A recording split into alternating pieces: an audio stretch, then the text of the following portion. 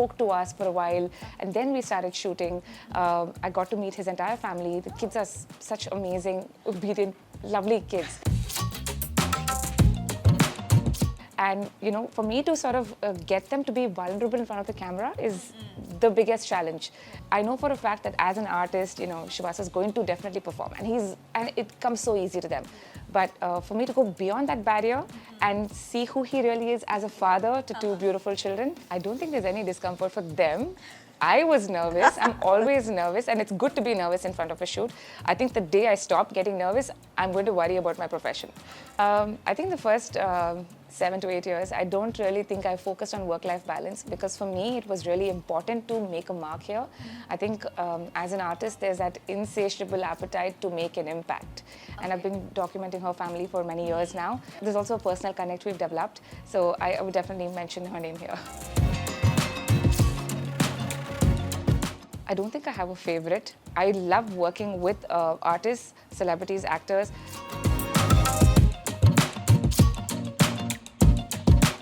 Hey Rich viewers, today we have Mommy Shots by Amrita with us, photographer and entrepreneur and so many things. You're doing so many things in life, but where do you find time for yourself first? Thank you, Divya. Great to be here. Do I find time for myself? I think I choose not to find time for myself because I really love what I do. Okay. And Mommy Shots has been a journey for 10 years now. So it's something that's really I've immersed myself into and have found a whole new love out here. Oh, and I want to start with the trending picture, of course, Shiva Karthikeyan sir's family portrait.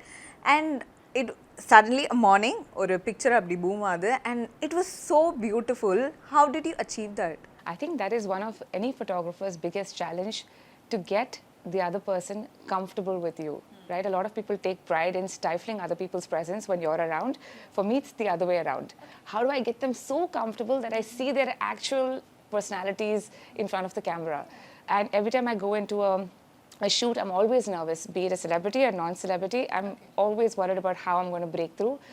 With Shiva sir, I think it was a little too easy. It sort of embraced us into his house, welcomed us, sat us down, spoke to us for a while, and then we started shooting. I got to meet his entire family. The kids are such amazing, obedient, lovely kids.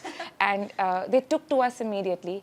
And, for me to sort of get them to be vulnerable in front of the camera is the biggest challenge. But with them, it was far easier. Also because he was very reciprocative to what we had planned for that day. Okay. And usually celebrities will be very particular about showing their personal life in front of social media, right? So how do you break that zone? Like, you go talk to them, or do you prepare and go? Like, how does that happen? I think there's a mental preparation for every shoot I do, be it a celebrity or not. But what also happens with artists is that, there's a facade that you see on screen, and then there's their personal life. For me, going beyond the screen personality is what's really important, especially for the kind of photo shoots I do, right? Which is non-commercial and more personal. So for me, I think the rapport that we build in the beginning is really important to what happens after. I know for a fact that as an artist, Shivasa is going to definitely perform, and it comes so easy to them. But for me to go beyond that barrier and see who he really is as a father to two beautiful children is where, my success lies at. And thankfully that was, very, I wouldn't say easy, but I would say it was very smoothly achieved that day. Okay, so Shivasa is generally a very humorous person, right? So how was shooting with him? Like, was he making any humorous things, like he was pulling jokes, or was there anything like that? I could see a very interesting side to him with his children. Okay. He was constantly playing with them, fooling around with them, and the younger one. So that was really nice to see, because that's essentially what I wanted to capture, right? Him being a dad. And yeah, he was really down to earth and humble. So it became very easy for him to give us so much creative liberty and say, hey, do your thing. I'll follow through. Whatever you want. He was up for every idea. So that was really cool. Yeah, so I also wanted to ask this. So they themselves are a creator, like they act, they know a lot of things in this field. And when you go there, will there be any discomfort, like, because you're going to direct them that day, right? So will there be any discomfort for you or for them Was there any instance like that? I don't think there's any discomfort for them. I was nervous. I'm always nervous, and it's good to be nervous in front of a shoot. I think the day I stop getting nervous, I'm going to worry about my profession. So I was nervous, especially with him having, been in the industry for so long. But in these situations, it becomes a collaboration at some point because I'm proposing ideas and he's questioning, why this, and then I'm explaining why, and then, he's up for it. The moment he understands where I'm coming from or what the idea is, he flows with it. Okay. So, did you throw this idea like? How did that happen? You came you came up with an idea, or they asked for like வீட்லயே வந்து ஒரு simple shoot பண்ணனும், or you told them like இல்ல வீட்ல பண்ணலாம். How did that happen? Actually, this time they approached us for the photo shoot, and these were pictures we shot a few months ago. Yes. It was not now? It was a few months ago. He has a very different look he's sporting right now for the movie. But so this was some time ago, and they wanted to shoot at home, and we can shoot pretty much anywhere. It's just about really adapting to the environment and seeing what we can best do with it. So in this particular scenario, they came up with the idea of what they wanted, and we flew with it. And then after we finished what they wanted, I proposed some ideas saying, hey, we're here, let's try this and let's try that. And he was game for everything. What does it take to be a female photographer, a leading female photographer? So like, I know it is tough, but I want to listen from you. I think it takes the same thing that it does for a male photographer. However, I'll answer your question. 10 years ago when I started, it was definitely a little more challenging to be taken seriously. A lot of people just assume this was a hobby and would belittle what I do, which used to bug me back then, but now you get over it, you grow past it. I think what really matters is your work to speak for you. So it became very important for me to work 3 times harder than the person next to me to actually have someone value what I do. So that was a huge challenge, and I think still is. You can never get complacent in this sort of a profession because no matter what bar you reach, there's always another bar to get to. Who was the first celebrity who approached you, or who was the first celebrity you approached? I think it was cricketer Ashwin Ravichandran. Okay. Yeah, they're dear friends. I've been documenting them for the last 9 years. So it's been a journey, and I'm so grateful for them because they've been so supportive of what I do and have allowed me to experiment so much with them while delivering great pictures to them. And even till date, I see their kids on Instagram growing up, and it sort of it makes you feel old. But you don't look old at all. You look stunning as always. We've been seeing you for years, and you look the same. Like, that's not true. It is. Well, let me come to that. So tell me about work-life balance. How do you balance your work and your personal life? I think the first 7 to 8 years, I don't really think I focused on work-life balance because for me, it was really important to make a mark here. I think as an artist, there's that insatiable appetite to make an impact, right? And a good impact. Even beyond just photographing families, I wanted to help women and children. So there are a lot of projects I would take up outside of mainstream work. So I don't think I gave myself a good break, which I don't encourage. Not a good thing. But I started to focus more on work-life balance in the last 3 years, where I actually started to say no, which is really hard, but I think you start to realize what your priorities are. Health becomes a priority, time off, also some time to relax your mind before you shoot, get into the next shoot. So that has started to take a front seat now. That's nice. So how important is it to tell no to things?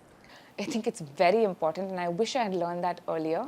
I did burn myself out a whole bunch of times. However, I think it was all worth it when I look back because the work that I've created is something I look back to and I feel happy about. I'm not saying I'm proud of it because I have a lot more milestones to achieve, but I'm happy about because I feel like we've documented families in ways that they wouldn't have otherwise got documented if this didn't exist. Yeah. So talking about inspirations, so all your shoots are like very different. One is different from the other. So you have to keep experimenting things. You have to learn a lot of things.